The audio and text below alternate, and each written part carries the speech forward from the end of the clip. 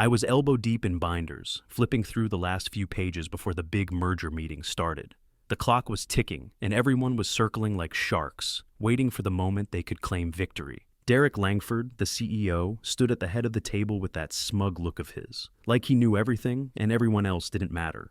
I'd been with Harmon Freight Group for 11 years, started as a facilities guy, then worked my way into internal logistics and contracts, unofficially, of course. I spotted an issue in the licensing clause of the merger agreement, something no one had flagged, a small detail that could cause a massive problem if it went unnoticed. I pointed it out, expecting a nod of recognition. Instead, Derek chuckled like I was some kind of joke. "We've got attorneys for that," he said, loud enough for the whole room to hear. "You're a glorified office manager, not a lawyer." Laughter bounced off the walls, and I felt my face go hot. But I didn't flinch. I just nodded and kept my voice level, just making sure we're covered. I walked out with my face calm, but my stomach felt like it had dropped out of my chest. I wasn't angry, not exactly, but something inside me shifted. I was done being the invisible guy who kept everything running behind the scenes. I knew where the bodies were buried, and I was done pretending not to notice. I sat there, eyes stinging from hours of staring at the screen, the office's fluorescent lights flickering in and out. The sound of the clock ticking, soft and relentless, was the only thing that kept me anchored to the moment. I wasn't supposed to be here, after hours under the radar, but no one else was going to catch this. No one had before. I cracked open the merger contract again, the 400 pages laid out in front of me like a maze. I'd been through it once, twice, 3 times, but the details buried under all the legalese were like ghosts, flickering just out of sight. Derek wasn't paying attention to the specifics. He was too busy with his big picture speeches, slapping himself on the back for securing a $120 million deal. But there it was. Somewhere around page 260, in the middle of what felt like 1,000 words strung together to make them sound smarter than they were, I found it, a dormant licensing clause. It was buried so deep, it barely stood out, just a few lines in a paragraph that had no real business being there. A clause meant for worst-case scenarios, according to the wording. It allowed a third party to buy the rights to Harmon's core logistics software for a flat fee of $5 before the merger. I leaned in, rereading the words, as if doing it over and over would somehow change them. But no, it was still there, clear as day. And if that clause was activated, if someone actually exercised it, the whole deal would be screwed. Derek's shiny $120 million merger would crumble into dust. I sat back, hands resting on the desk, heart pounding a little faster now. The clause had been a contingency, something put in place for an emergency, but now it wasn't just an emergency, it was a bomb. I had to know if it was still valid. I pulled up my phone and dialed a number I hadn't used in years. It rang twice before someone picked up. "State compliance," came the voice on the other end, tired and flat. "Hey Matt, it's me." I didn't need to say my full name. He knew who it was. "Woo, long time, no here. What's up? Look, I need you to check something for me. Fast. It's about that old dormant clause in the merger documents." Matt's tone immediately shifted, like a switch had been flipped. "Yeah, I remember. That's some weird shit. I need to know if that clause is still in effect." There was a long pause on the other end, just enough time for the tension in my chest to squeeze harder. "You sure you want to go digging there, man? You know what could happen if that's legit." "I'm sure. I need to know." He sighed, probably remembering what we'd both known about this kind of thing. One wrong move, and the fallout could take a lot more than just a merger. "All right, hold on." I could hear him clicking away at his keyboard, the sound dragging on for what felt like an eternity. Then he came back on the line. "Yeah, it's still active. No one's touched it, but it's still valid." My stomach dropped, and for a second, all the air seemed to leave the room. It was real. "Thanks, Matt," I said, trying to keep the knot in my throat from creeping up. "You know this is trouble, right? That deal's gonna implode if that thing's triggered. You better be careful." "I know." I hung up, my hands trembling a little now. The quiet after the conversation felt like it weighed a ton. I could almost hear the chaos Derek would unleash if someone found out about this. But it wasn't about Derek. Not anymore. I sat there for a while, staring at the screen, watching the cursor blink back at me, waiting. I wasn't angry. I wasn't vengeful, but I was tired. Tired of being the guy no one noticed, the guy who cleaned up the messes in the background while the suits got all the glory. I wasn't invisible anymore.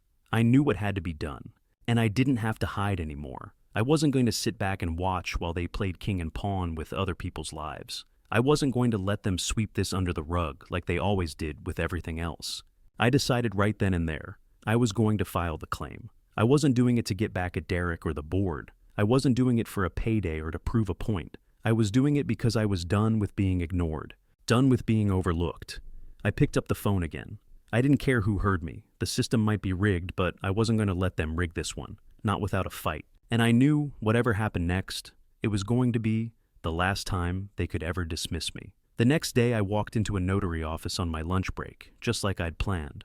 The place smelled like stale coffee and old paper, the kind of place where nothing ever really changed. It felt fitting. I barely made eye contact with the clerk as I handed over the merger contract and pointed to the clause I'd flagged. I could feel the weight of the decision pressing down on me, but I wasn't about to second guess it. $5. That's all it took. I paid in cash, just in case. No company credit card, no business expenses. I wasn't about to leave a trail that could come back to bite me. I filed the claim with the state, officially, notified myself by mail. I kept the receipt tucked in my pocket, like it was a personal victory I hadn't yet earned. Back at the office, everything felt exactly the same. Same hum of the air conditioning, same sterile lighting, same white walls that seemed to suck the life out of the place. No one knew yet.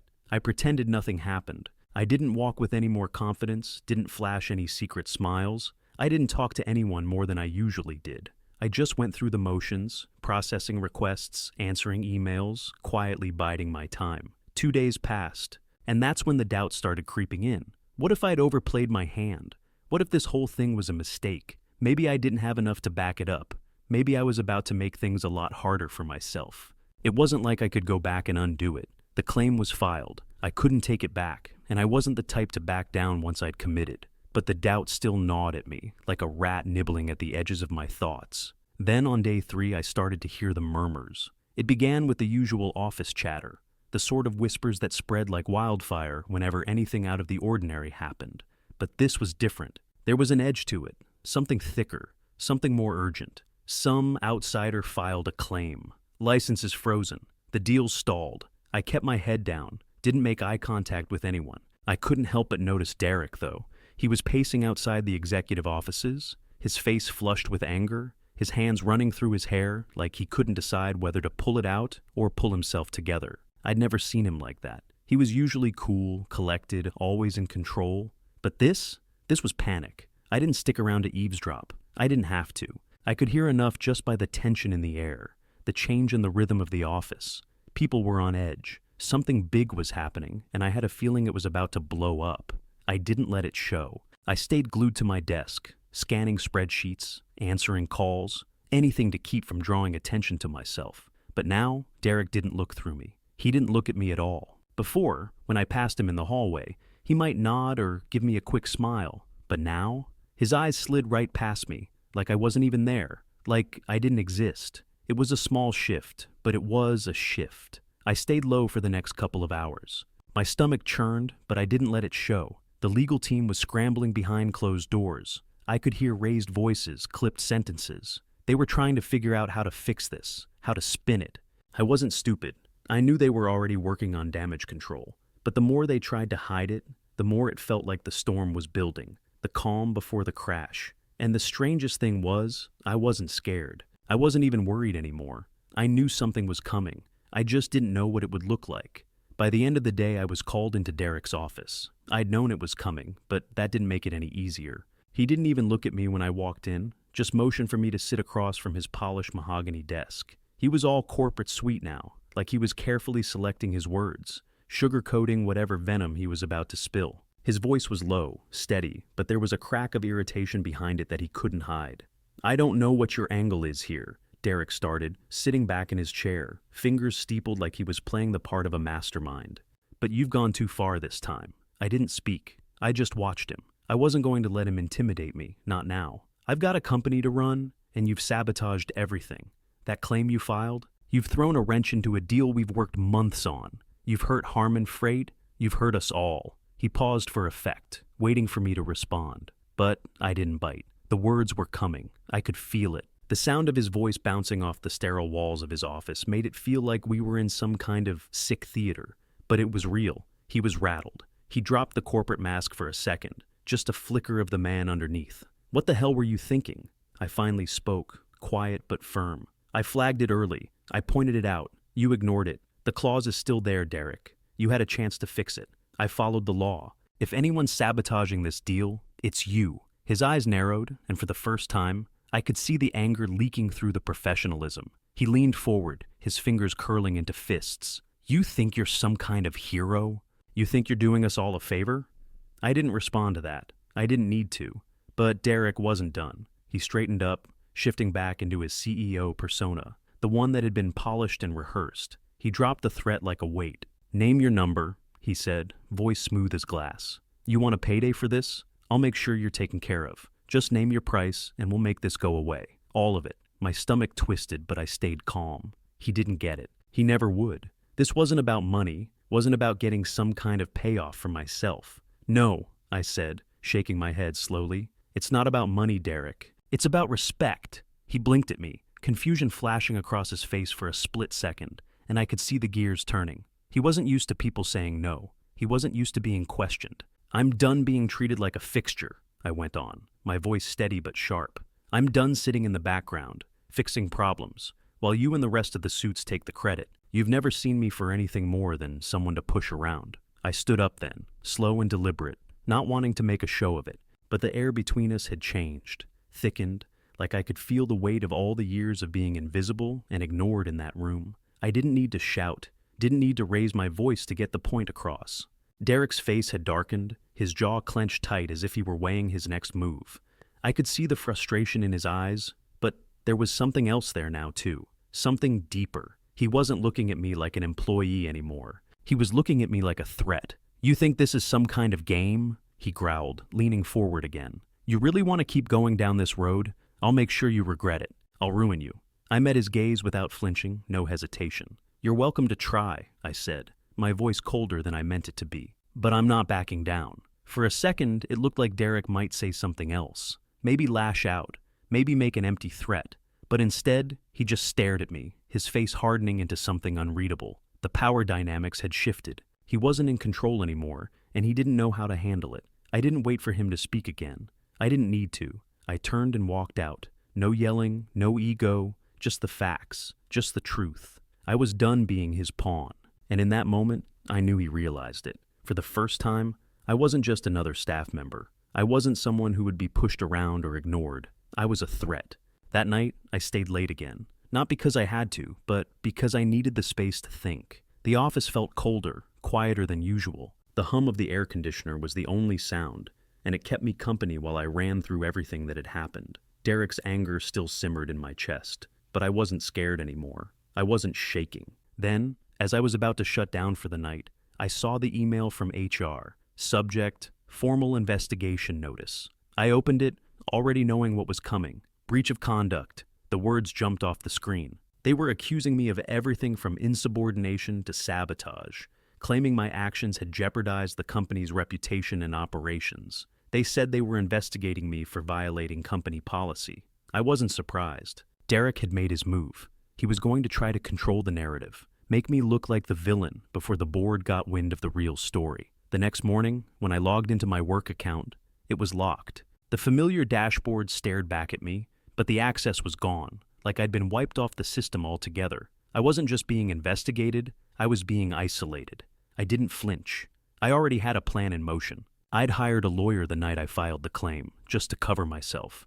By the time I showed up at his office the next morning, he was already on it. They're coming for you, he said, voice calm but sharp, like he'd seen this kind of thing before. HR is going to smear you, no question about it. They'll dig up whatever they can, and they'll make it look like you're the one who screwed everything up. But they don't have a leg to stand on. We spent the next couple of hours going over the details. I explained what had happened, how I'd flagged the clause, how Derek had brushed me off, how they'd locked me out of my account, trying to cut me off from everything. When we finished, he told me he was sending a formal cease and desist to HR for retaliation. I agreed. I wasn't going to let them paint me as the bad guy. We started the paper trail, just like I knew we had to. Back at the office, the rumors started to spread like wildfire. I overheard whispers in the break room, murmurs in the hallway. He's under investigation. People avoided me, like I was some kind of disease they didn't want to catch. I didn't blame them. They were scared, caught in the middle of this corporate tug of war. But I didn't care. I wasn't worried about what they thought of me anymore. I knew this game. I'd been part of it for years, watching it from the sidelines while everyone else played their part. Derek had his way of doing things, running roughshod over anyone who got in his way. But now I was playing. I kept my head down, did my job, and ignored the cold shoulders. But I also kept the lawyer in the loop. We prepped a restraining order just in case they tried to push any further. If they kept trying to paint me as a villain, we'd take it public. We'd make it clear who was really behind all of this. But the truth was, Derek was already losing control. He knew it. I knew it. And now, even the people who had once looked past me were starting to see the cracks. And this time, I wasn't going to let him fix them. The next morning, Richard Bowles, the board chair, called me into his office. The summons was brief, no subject line, just my name and a time. I didn't ask questions. I knew what it meant. When I walked in, he was sitting behind his desk, calm, collected as usual. The kind of guy who made decisions like he'd been doing it his whole life. I was a little surprised not to see his usual entourage of assistants or even a lawyer, just him. Just the facts. He motioned for me to sit across from him. I didn't waste any time. I slid a thick folder onto his desk, opened it, and laid out the timeline. Clear, simple, straight to the point. I raised the concern about the licensing clause when I first spotted it, I said, keeping my tone calm, like I was giving a standard report. I flagged it. I pointed out the risk to the deal. Derek dismissed it, said we had attorneys for that. I could see his eyes flicker, but he didn't interrupt. He just watched me. I filed the claim with the state, all legal, no company resources. Paid the $5 myself, filed it myself. I notified myself by mail. I placed the hard copies in front of him, copies of the email from HR, the claim I'd filed, the cease and desist letter from my lawyer. Every document had its place in the story, and I made sure he could follow every step. Richard flipped through the pages slowly, eyes scanning the details. He didn't rush, didn't skip a word. There was something about the way he looked at it that told me he wasn't just hearing the words. I could feel him weighing the situation, seeing it from all angles. When he finished, he leaned back in his chair, steepling his fingers, like he was trying to make sense of it all. The silence stretched between us, thick with the kind of tension that didn't need words to be felt. "You've given us a lot to think about," he said finally, his voice steady but with a hint of something I couldn't quite place. I nodded. I didn't need to say anything more. I'd laid out the facts, and now it was his move. I stood up to leave, and as I turned to walk out, I felt something shift in the air. It was subtle, but I could feel it, like the weight of the room had changed. Derek's influence wasn't as solid as it had been the day before. There was a crack in the facade, and I could sense it deep in my gut. The next morning, the buzz in the office was different. I could hear the quiet conversations behind closed doors. There was a heaviness to the whispers now, like they knew something was coming, but weren't sure what. One by one, the executives were summoned. Doors closed behind them, and the usual hum of the office slowed to a standstill. It was like the entire building had collectively held its breath, waiting for something to break. I kept my head down, pretending to be busy, but I could feel it, the shift. Something was happening. The power had moved just a little, but enough to make me know it. The way people looked at me had changed, just slightly. No more whispers behind my back, no more cold shoulders. Now, they watched with a new kind of attention. Derek had been in charge, but for the first time, I could see cracks in his armor. And as the minutes ticked by, I knew something was about to shift in a way none of us could take back. The boardroom felt different when I walked in. There was a hush in the air, thick and heavy. The table was full, every board member sitting in their usual spots. Except this time, Derek was there too, his back straight, his jaw set like he had a shield up.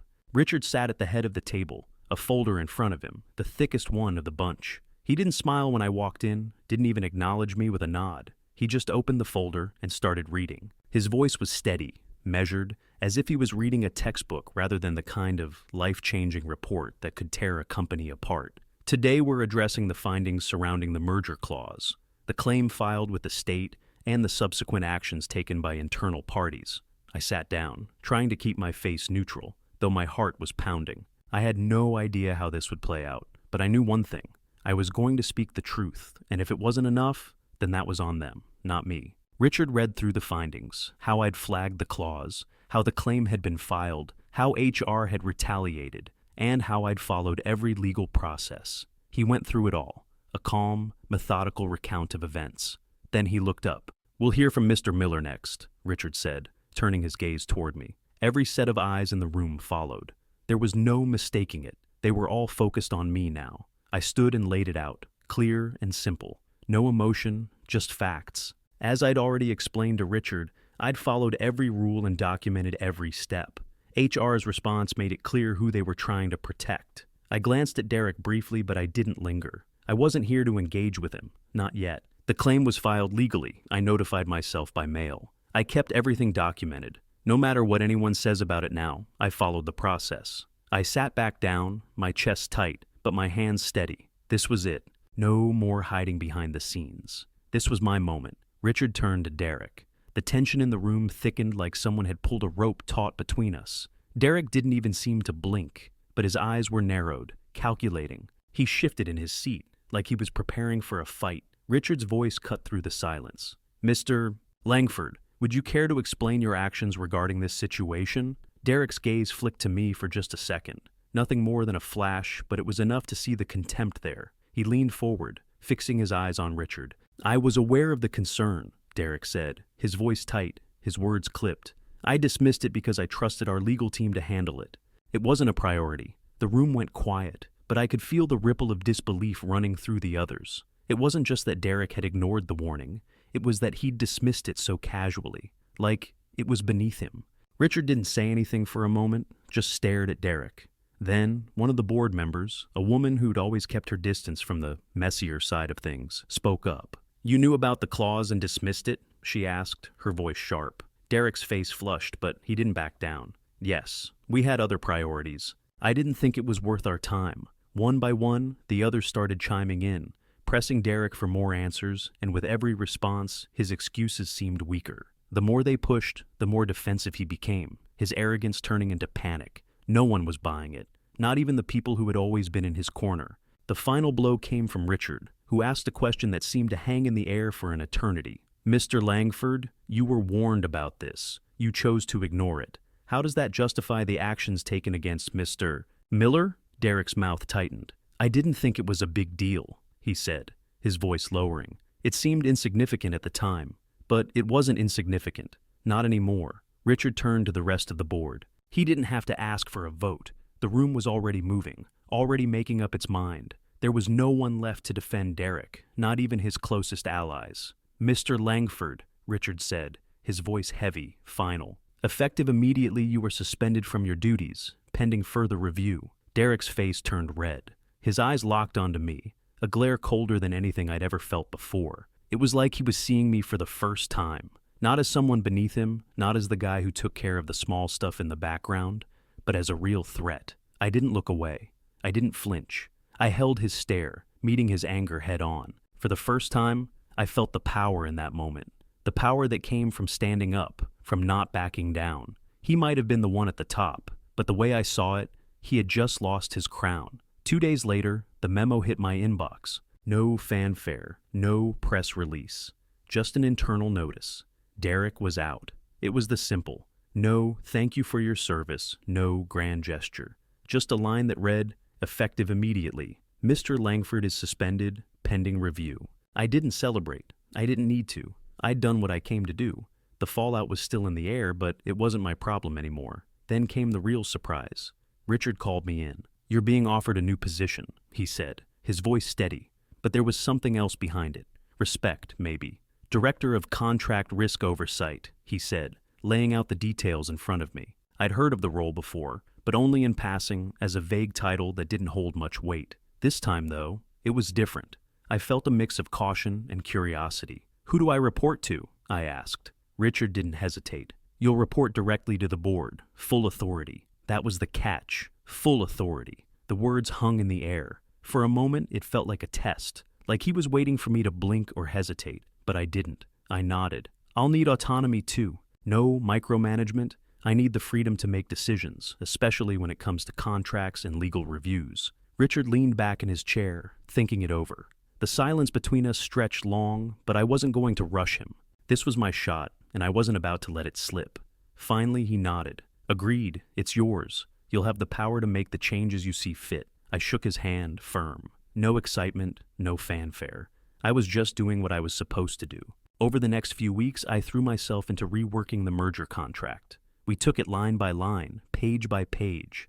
Every clause, every detail. Nothing slipped through. We worked with the legal team, double-checked everything, and cleaned up the mess Derek had left behind. This time, no one skipped the fine print. No egos, no shortcuts, just solid, straightforward work. The atmosphere in the office had shifted too. People started treating me differently. At first, it was subtle, a shift in how they spoke to me, how they included me in conversations. They weren't afraid of me anymore. They weren't looking over their shoulders, worried I'd expose their mistakes. They started to act like I belonged in the room, like I was one of them. It wasn't like before. Back then, I was just the guy who kept things running in the background. Now, I was the guy with the authority to change things, to make the decisions that mattered. And while people respected that, they also stopped looking at me like I was some threat. I didn't let it go to my head. I didn't brag. I didn't need to. I was here to do the work. That's all I cared about. The deal finally closed, clean, no missed clauses, no last-minute surprises. Derek's mess was fixed, and we moved forward, the merger now solid and locked in. But it wasn't about the deal for me. It was about proving to myself that I could stand in this space, not as someone who had to hide in the shadows, but as someone who could get things done, someone who belonged. And when I walked into the boardroom now, no one treated me like I didn't matter. They listened. They respected the process. And I didn't have to fight for it anymore. I had earned it. My new office is nothing special. No view of the city skyline, no fancy furniture. Just a desk, a chair, and a quiet space. It's smaller than I expected, tucked away in a corner of the building with the faint hum of the warehouse in the background. But it's mine. I sit back in the chair, sipping my coffee, staring out at the lot where the delivery trucks roll in and out. The engine's low and constant. The world keeps moving, the same way it always has, but now I'm part of it in a way I never was before. Full circle. There's something strangely satisfying about the stillness of it all. No buzz of excitement, no crowd of people to congratulate me. Just a quiet moment to let it sink in. The door opens and Richard walks in. In his hand, there's an org chart. He hands it to me without a word, and I glance down at it. There's my name, bolded at the top. Director of Contract Risk Oversight. Real title, real department. You earned this, Richard says. His voice is steady, like he's been expecting this moment as much as I have. I nod, but I don't say anything. I know what he means. It took a long time to get here. Too many years working in the background, fixing problems no one cared about. Too many times being told to stay in my lane, to stay quiet, to not step out of line. But my lane?